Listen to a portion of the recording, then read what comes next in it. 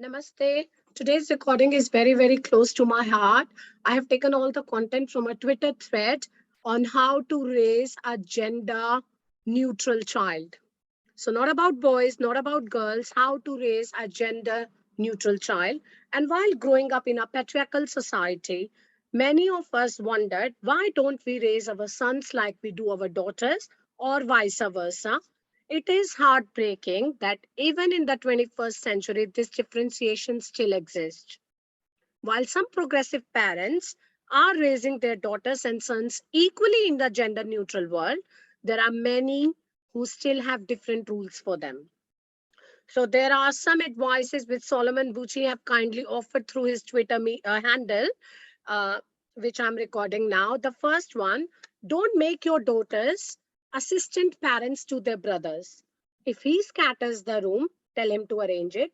If he rough handles his clothes, he should wash them.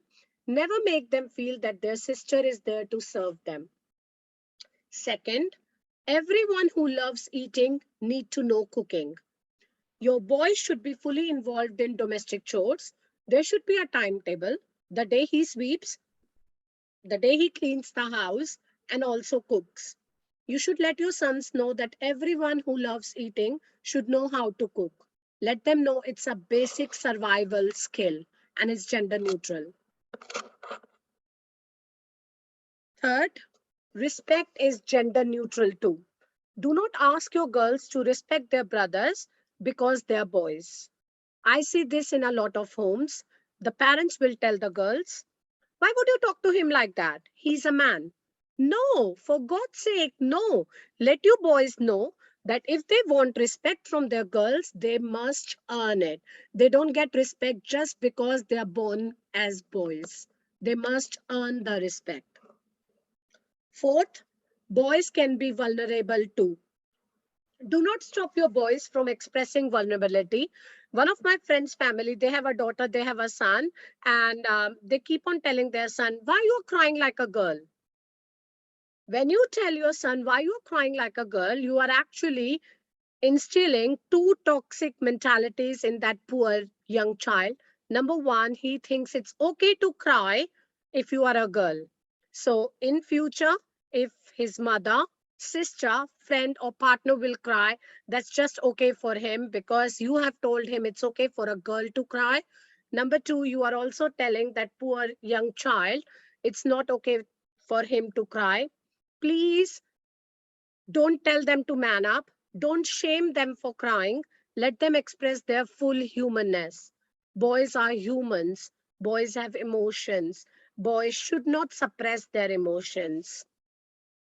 Fifth, how you'll take care of your husband.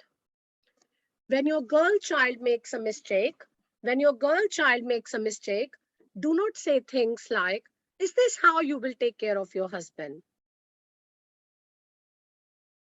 Her life is more than having a man.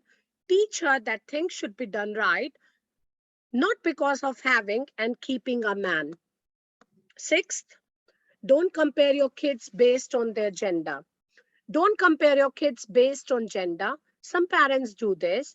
When their girl child is doing better than their boys, they say things like, are you not ashamed that your sister is doing better than you and you are a boy?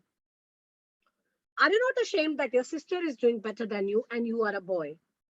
What are you doing by saying this? You are teaching him that excellence isn't for women.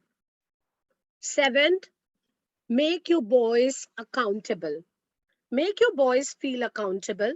Some parents scold their girls over something, they'll ignore the boys when they do it. Don't make your boys feel that their standards are lower and women have higher moral standards. You are breeding spoiled boys who will ultimately become terrible partners. Parents, you need to realize that more than you are grooming your children, you're almost grooming someone's friend, wife, husband, and we have many imbalanced marriages because boys were groomed to feel so entitled and not accountable. Yesterday, I was talking to one of my friends.